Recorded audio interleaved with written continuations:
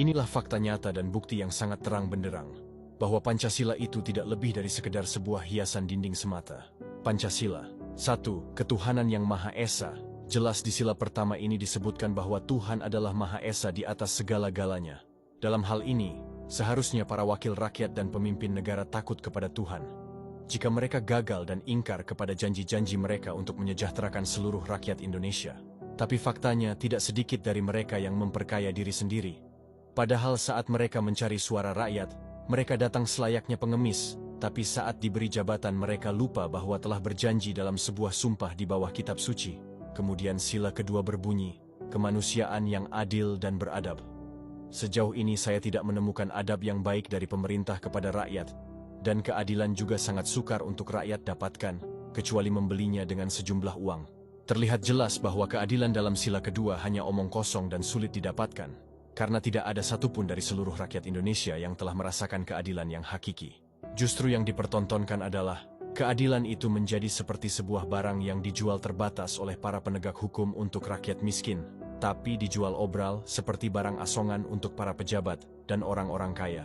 Lalu sila ketiga pun berdengung dalam kalimat Persatuan Indonesia.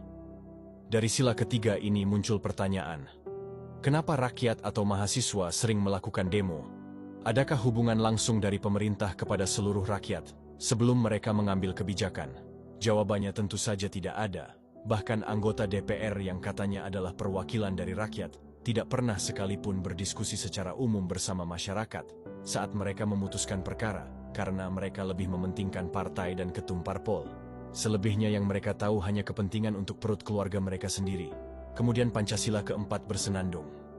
Kerakyatan yang dipimpin oleh hikmat kebijaksanaan dalam permusyawaratan perwakilan. Bunyi sila keempat ini sangat syahdu dan terdengar seperti lagu yang dinyanyikan dengan suara yang sangatlah merdu.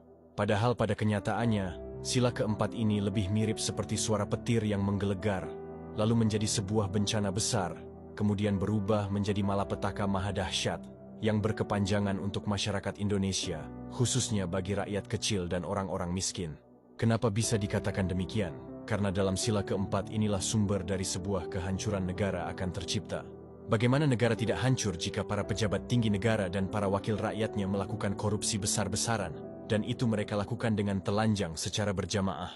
Mereka dengan hikmat dan sadar melakukan korupsi uang pajak dan uang APBN yang terperas dari hasil keringat jerih payah rakyat. Lalu mereka dengan kompak bermusyawarah untuk saling melindungi dan menutupi kasus-kasus mega korupsi. Kemudian mereka dengan bijak dan entengnya mengatakan bahwa itu hanyalah perbuatan salah satu oknum.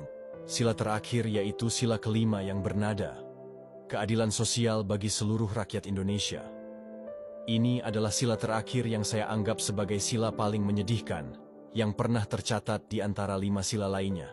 Terkhusus untuk sila kelima ini saya sama sekali tidak mampu memberikan pendapat apapun, karena dalam sila ini sudah terlalu banyak nyawa yang menghilang, darah yang tertumpah dan begitu deras dihujani oleh air mata kesedihan dan penderitaan dari seluruh rakyat Indonesia.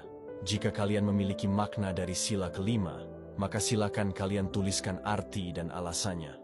Saya tidak sanggup untuk menguraikan sila terakhir, karena jauh di dalam lubuk hati sanubari ini sedang menahan rasa sakit dan sedih yang hampir membuat mata ini meneteskan air mata. Tapi jika kalian menganggap saya telah salah karena menilai Pancasila ini tidak lebih dari sekedar hiasan dinding semata, maka mari kita berdiskusi secara sehat dengan menggunakan nalar yang bersih, serta berargumenlah dari data fakta dan juga realita.